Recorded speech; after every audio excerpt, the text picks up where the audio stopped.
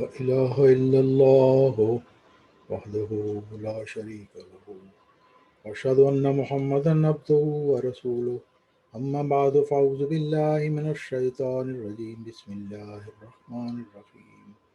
الحمد لله رب العالمين الرحمن الرحيم مالك يوم الدين إياك نعبد وإياك نستعين اهدنا الصراط المستقيم صراط الذين أنعمت عليهم غير المغضوب عليهم ولا الضالين يا أيها الذين آمنوا اتقوا الله حق تقاته ولا تموتن إلا وأنتم مسلمون واعتصموا بحبل الله جميعا ولا تفرقوا واذكروا نعمة الله عليكم إذ كنتم أعداء فألف بين قلوبكم فأصبحتم بنعمته إخوانا وكنتم على شفا حفرة من النار فأنقذكم منها كذلك يبين الله لكم آياته لعلكم تهتدون۔ سورہ آل عمران آیت 103۔ اے لوگو جو ایمان لائے ہو، اللہ کا ایسا تقوی اختیار کرو جیسا کہ اس کے تقوی کا حق ہے، اور ہرگز نہ مرو مگر اس حالت میں کہ تم پورے فرما بردار ہو، اور اللہ کی رسی کو سب کے سب مضبوطی سے پکڑ لو اور تفرقہ نہ کرو، اور اپنے اوپر اللہ کی نعمت کو یاد کرو کہ جب تم ایک دوسرے کے دشمن تھے تو اس نے تمہارے دلوں کو آپس میں باندھ دیا، اور پھر اس کی نعمت سے تم بھائی بھائی ہو گئے، اور تم آگ کے گڑھے کے کنارے پر کھڑے تھے تو اس نے تمہیں اس سے بچا لیا۔ اس طرح اللہ تمہارے لیے اپنی آیات کھول کھول کر بیان کرتا ہے تاکہ شاید تم ہدایت پا جاؤ۔ ان آیات کریمہ میں اللہ تعالیٰ مومنین کو حکم فرماتا ہے کہ اللہ کی رسی کو مضبوطی سے پکڑ لو اور تفرقہ نہ کرو۔ ہمارے لیے ضروری ہے یہ جاننا کہ اللہ کی رسی سے کیا مراد ہے اور تفرقہ سے کیا مراد ہے۔ ان مطالب کے جان لینے کے بعد ہی ہم اللہ تعالیٰ کے حکم پر صحیح معنی میں عمل کرنے کے قابل ہو سکتے ہیں۔ لفظ فرقہ کا معنی گروہ اور جماعت کے ہیں۔ یہ لفظ فرق سے مشتق ہے جس کے معنی الگ کرنا، جدا ہونا ہے۔ دوسرے الفاظ میں فرقہ کو اس طرح بیان کیا جا سکتا ہے کہ فرقہ کسی بھی مذہب، جماعت، سیاسی یا مذہبی یا گروپ کا ذیلی حصہ ہوتا ہے جو اپنے الگ خیالات و نظریات کی وجہ سے الگ جانا جاتا ہے۔ ان معانی سے یہ بات واضح ہوتی ہے کہ فرقہ واریت کا مطلب ہے الگ الگ گروہوں اور جماعتوں میں بٹ جانا، اور یہ گروہ بندی نظریاتی ہو یا عملی ہو یا عقلی ہو، الغرض فرقہ واریت ہی کہلائے گی۔ فرقہ یا گروہ کا حصہ ہونا اسے عرف عام میں غلط سمجھا جاتا ہے، حالانکہ اللہ تعالیٰ نے قرآن مجید میں مختلف گروہوں کا ذکر فرمایا ہے۔ سب سے پہلے سورہ فاتحہ میں 3 گروہوں کا ذکر فرمایا گیا: منعم علیہ یعنی انعام یافتہ گروہ، غضب یافتہ گروہ، اور گمراہی پر قائم ضالین کا گروہ۔ سورۃ البقرہ کی پہلی آیات میں 3 گروہوں کا ذکر ہے: مومنین، منکرین اور منافقین۔ پھر جنتی اور دوزخی گروہ، روشن چہرے والے اور سیاہ روح چہرے والے گروہ، اور خبیث اور طیب گروہ وغیرہ۔ اس لیے جب تک یہ بات واضح نہ ہو کہ فرقہ واریت کیا ہے اور اس کی مذمت کرنا یا کلام کرنا یا اس پر بحث کرنا سب کار لا حاصل ہوگا۔ یہ بھی جاننا ضروری ہے کہ گروہ بندی اور فرقہ بندی کا آغاز ہی اللہ تعالیٰ کی گہری حکمت کے تحت ہوا ہے۔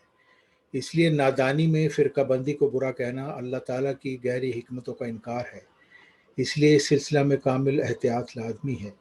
اللہ تعالیٰ المائدہ آیت 49 میں فرماتا ہے: تم میں سے ہر ایک کے لیے ہم نے ایک مسلک اور ایک مذہب بنایا ہے، اور اگر اللہ چاہتا تو ضرور تمہیں ایک ہی امت بنا دیتا، لیکن وہ اس کے ذریعہ جو اس نے تمہیں دیا تمہیں آزمانا چاہتا ہے۔ اگر اللہ تعالیٰ نے اپنی عظیم مصلحت کے تحت انسانوں کو فرقوں میں تقسیم فرمایا ہے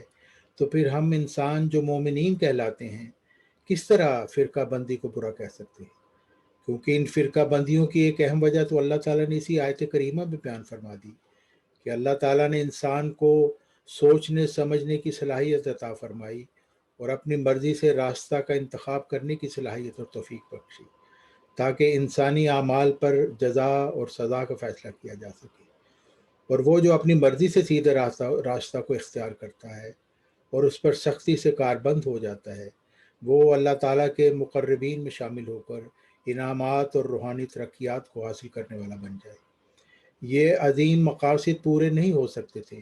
اگر تمام انسانوں کو ایک ہی امت بنا دیا جاتا۔ پھر سوال یہ پیدا ہوتا ہے کہ اگر اللہ تعالیٰ نے اپنی حکمت عظیمہ کے تحت انسان کو گروہوں میں تقسیم کیا ہے تو پھر یہ حکم کیوں صادر فرما دیا کہ لا تفرقوا؟ اس بات کا جواب بھی اسی آیت کریمہ میں دیا گیا ہے کہ اگر تم اللہ تعالیٰ کی رسی حبل اللہ کو مضبوطی سے پکڑ لو گے تو پھر تم بکھرنے سے، تفرقہ سے بچ سکو گے۔ تو یہ اللہ تعالیٰ کی رسی آخر ہے کیا؟ کچھ مفسرین کا خیال ہے کہ حبل اللہ سے مراد اللہ تعالیٰ کی آخری الہامی شریعت قرآن مجید ہے، لیکن قرآن مجید تو مسلمانوں کے پاس 1400 سال سے موجود ہے اور ہر مسلمان گھر میں موجود ہے اور شبانہ روز اس کی تلاوت بھی کی جاتی ہے، مگر اس کے باوجود مسلمان بے شمار فرقوں میں بٹے ہوئے ہیں۔ اصل میں حبل اللہ سے مراد اللہ تعالیٰ کا رسول ہے، جیسا کہ اللہ تعالیٰ سورہ آل عمران میں فرماتا ہے وَكَيْفَ تَكْفُرُونَ وَأَنْتُمْ تُتْلَىٰ عَلَيْكُمْ آيَاتُ اللَّهِ وَفِيكُمْ رَسُولُهُ وَمَن يَعْتَصِم بِاللَّهِ فَقَدْ هُدِيَ إِلَىٰ صِرَاطٍ مُّسْتَقِيمٍ۔ اور تم کیسے انکار کر سکتے ہو جبکہ تم پر اللہ کی آیات پڑھی جاتی ہیں اور تم میں اس کا رسول موجود ہے، اور جو مضبوطی سے اللہ کو پکڑ لے یقیناً وہ صراط مستقیم کی طرف ہدایت دیا گیا۔ یعنی جو اللہ کے رسول کی پیروی کرے گا وہ اللہ تعالیٰ کو مضبوطی سے پکڑ لے گا، کیونکہ قرآنی آیات کو کوئی بھی انسان سمجھ نہیں سکتا جب تک اسے اللہ تعالیٰ کے پیغمبر کے ذریعے سمجھایا نہ جائے، اور اللہ تعالیٰ کا پیغمبر چونکہ اللہ تعالیٰ سے ہدایت یافتہ ہوتا ہے اس لیے اس کی پیروی کا حکم ہے، جیسا کہ اللہ تعالیٰ فرماتا ہے قل ان کنتم تحبون اللہ فاتبعونی یحببکم اللہ ویغفر لکم ذنوبکم واللہ غفور رحیم۔ تو کہہ دے کہ اللہ سے محبت کرتے ہو تو میری پیروی کرو، اللہ تم سے محبت کرے گا اور تمہارے گناہ بخش دے گا، اور اللہ بہت بخشنے والا اور بار بار رحم کرنے والا ہے۔ سورہ آل عمران۔ یعنی رسول کی پیروی سے انسان اللہ تعالیٰ کی محبت پا سکتا ہے، اور رسول کا انکار کرنے والا اللہ تعالیٰ سے دور ہے، جیسا کہ فرمایا سورۃ المجادلہ آیت 6 بے شک وہ لوگ جو اللہ اور اس کے رسول کی مخالفت کرتے ہیں حالانکہ ہم کھلے کھلے نشانات نازل کر چکے ہیں، وہ اسی طرح ہلاک کر دیے جائیں گے جیسے ان سے پہلے لوگ ہلاک کر دیے گئے، اور کافروں کے لیے ایک بہت رسوا کن عذاب مقدر ہے۔ پھر فرمایا ان الذین یحادون اللہ ورسولہ اولئک فی الاذلین، بے شک وہ لوگ جو اللہ اور اس کے رسول کی مخالفت کرتے ہیں اذلین میں سے ہے، یعنی انتہائی ذلیل لوگوں میں سے۔ یعنی رسول کی مخالفت ہی اللہ تعالیٰ کی مخالفت ہے، اور رسول سے محبت اللہ تعالیٰ سے محبت ہے، اور یہی ہے وہ سیدھا راستہ جس کو جب انسان اپنی مرضی اور خواہش سے اختیار کرتا ہے اور اس پر ثبات قدم اختیار کرتا ہے تو قرآن مجید کے مطابق اس نے عروۃ الوثقی کو پکڑ لیا، یعنی ایک مضبوط کڑے کو، اور اس طرح ہلاکت کے گڑھے میں گرنے سے بچ گیا۔ یہ ہے وہ اللہ تعالیٰ کا فرقہ جسے اختیار کرنے کا اللہ تعالیٰ نے حکم فرمایا ہے، اور جو لوگ اس فرقہ کو چھوڑ کر اپنے فرقے بناتے ہیں وہ پراگندہ ہو کر بکھر جاتے ہیں، اور دنیا اور آخرت میں رسوائی ان کا مقدر ہو جاتی ہے، جیسا کہ آج کے مسلمانوں کے ساتھ ہو رہا ہے۔ اب سوال یہ پیدا ہوتا ہے کہ رسول تو ہم میں موجود نہیں، اور خاتم النبیین حضرت محمد صلی اللہ علیہ وسلم آخری شرعی نبی ہیں، اور قرآن مجید آخری شرعی کتاب ہے، تو پھر اب ہم اللہ تعالیٰ کے فرقہ کو کہاں ڈھونڈیں؟ حقیقت یہ ہے کہ اللہ تعالیٰ نے اسلام کو زندہ مذہب رکھنے کے لیے اس کا بھی انتظام فرمایا ہوا ہے تاکہ کسی بھی دور میں انسان تازہ بتازہ ہدایت سے محروم نہ رہے۔ سورہ نور کی آیت 56 میں، جسے آیت استخلاف بھی کہا جاتا ہے، اللہ تعالیٰ نے خاتم النبیین حضرت محمد صلی اللہ علیہ وسلم کے بعد دائمی روحانی خلافت کا وعدہ فرمایا ہے، اور خاتم النبیین حضرت محمد صلی اللہ علیہ وسلم نے اللہ تعالیٰ سے خبر پا کر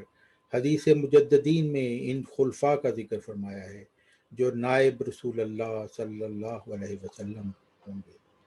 چنانچہ فرمایا، ان اللہ عز و جل یبعث لهذه الامت على راس كل مئة سنۃ من یجدد لها دینها، یعنی اللہ تعالیٰ ہر صدی کے سر پر اس امت کے لیے ایک شخص کو مبعوث فرمائے گا جو اس کے لیے دین کو تازہ کرے گا۔ اس حدیث قدسی میں مبعوث کا لفظ فرمایا گیا ہے، یعنی ایسا شخص جو تجدید دین کے لیے کھڑا ہوگا وہ اللہ تعالیٰ کی طرف سے الہام پا کر کھڑا ہوگا، وہ اللہ تعالیٰ کا انتخاب ہوگا، کسی انتخابی کمیٹی کا بنایا ہوا نہیں ہوگا، اور وہ صدی کے سر پر آئے گا اور ضرورت کے مطابق آئے گا۔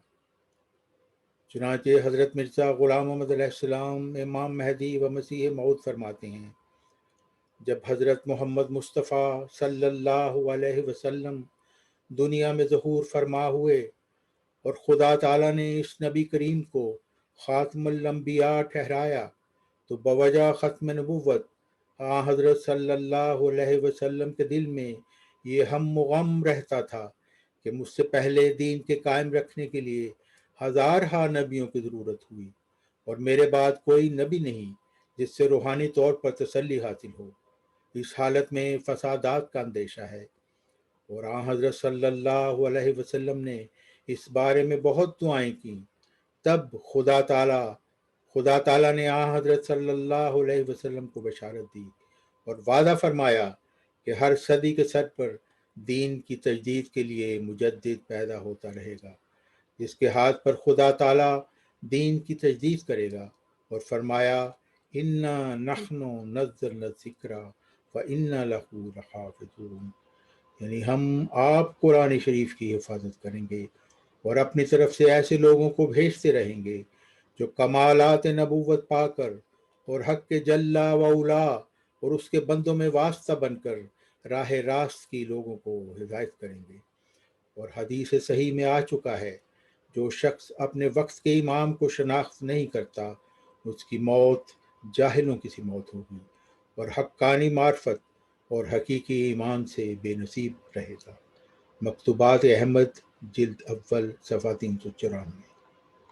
پھر فرمایا کہ تجدید دین سے کیا مراد ہے؟ حضرت مرزا غلام محمد علیہ السلام فرماتے ہیں، تجدید دین وہ پاک کیفیت ہے کہ اول عاشقانہ جوش کے ساتھ اس پاک دل پر نازل ہوتی ہے کہ جو مکالمہ الہی کے درجہ تک پہنچ گیا ہو، پھر دوسروں میں جلد یا دیر سے اس کی سرایت ہوتی ہے۔ جو لوگ خدا تعالیٰ کی طرف سے مجددیت کی قوت پاتے ہیں وہ نرے استخوان فروش نہیں ہوتے، بلکہ وہ واقعی طور پر نائب رسول اللہ صلی اللہ علیہ وسلم اور روحانی طور پر جناب صلی اللہ علیہ وسلم کے خلیفہ ہوتے ہیں۔ خدا تعالیٰ انہیں ان تمام نعمتوں کا وارث بناتا ہے جو نبیوں اور رسولوں کو دی جاتی ہیں، اور ان کی باتیں از قبیل جوشیدن ہوتی ہیں، نہ محض از قبیل کوشیدن، اور وہ حال سے بولتے ہیں نہ مجرد قال سے، اور خدا تعالیٰ کے الہام کی تجلی ان کے دل پر ہوتی ہے، اور وہ ہر ایک مشکل کے وقت روح القدس سے سکھلائے جاتے ہیں، اور ان کی گفتار اور کردار میں دنیا پرستی کی ملونی نہیں ہوتی، کیونکہ وہ بکلی مصفہ کیے گئے اور با تمام و کمال کھینچے گئے۔ فتح اسلام صفحہ 7 حاشیہ۔ حضرت محمد صلی اللہ علیہ وسلم خاتم النبیین نے فرمایا، میری امت 73 فرقوں میں منقسم ہو جائے گی اور ایک فرقے کے سوا سب فرقے جہنم میں جائیں گے۔ صحابہ نے عرض کیا، یا رسول اللہ صلی اللہ علیہ وسلم، وہ ایک فرقہ کون ہے؟ ارشاد فرمایا، جس طریقے پر میں ہوں اور میرے اصحاب ہیں۔ اور حضرت محمد صلی اللہ علیہ وسلم کا اور آپ کے اصحاب کا یہی طریق تھا کہ اللہ تعالیٰ اور اس کے رسول سے محبت اور ان کی پیروی خالص دل کے ساتھ اور انشراح صدر کے ساتھ، کیونکہ سب سے پہلے حضرت محمد صلی اللہ علیہ وسلم اپنی رسالت پر ایمان لائے۔ چنانچہ اللہ تعالیٰ سورۃ الانعام میں فرماتا ہے، قل ان صلاتی و نسکی و محیا و مماتی للہ رب العالمین لا شریک لہ و بذالک امرت وانا اول المسلمین۔ تو کہہ دے کہ میری عبادت اور میری قربانیاں اور میرا جینا اور میرا مرنا اللہ ہی کے لیے ہے جو تمام جہانوں کا رب ہے، اس کا کوئی شریک نہیں، اور اسی کا مجھے حکم دیا گیا ہے، اور میں اول المسلمین ہوں، یعنی سب مسلمانوں میں سے اول درجہ کا فرما بردار ہوں۔ اور آج وہ ناجی فرقہ، وہ ایک اللہ تعالیٰ کا فرقہ وہی ہے جو مجدد وقت اور نائب رسول اللہ صلی اللہ علیہ وسلم کا فرقہ ہے، اور یہی وہ حبل اللہ ہے، وہ الہی رسی ہے جو الہی وعدہ کے مطابق آسمان سے ہر صدی کے سر پر پھینکی جاتی ہے،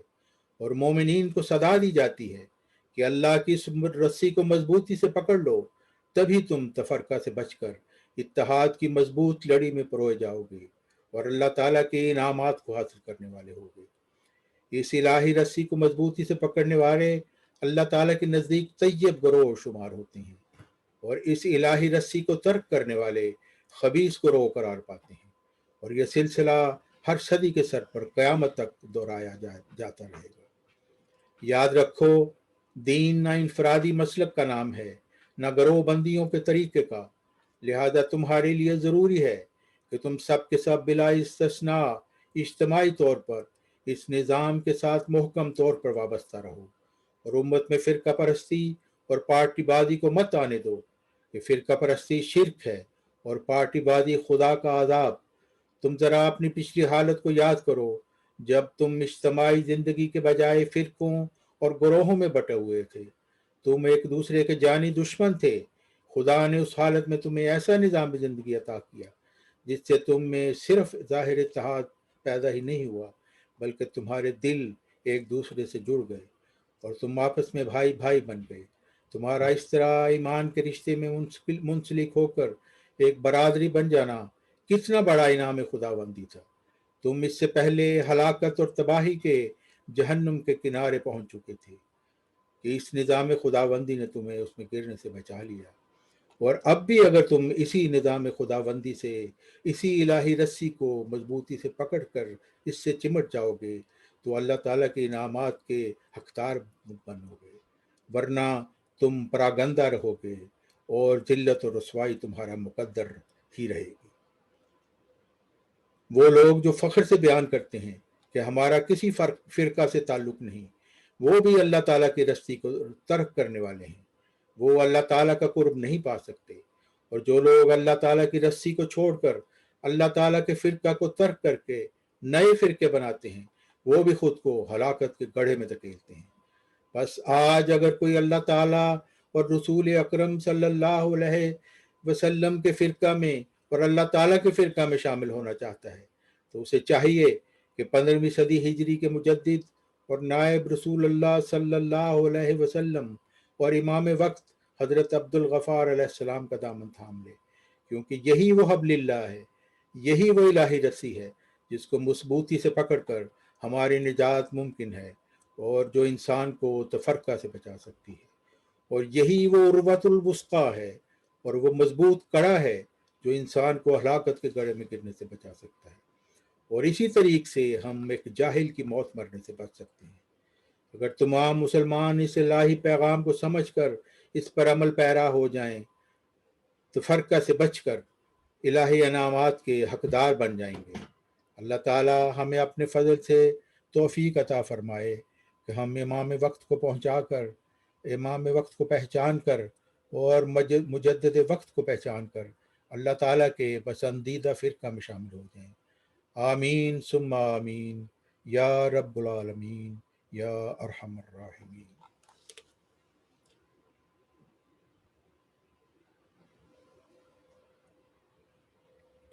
الحمد للہ نحمده ونستعینه ونستغفره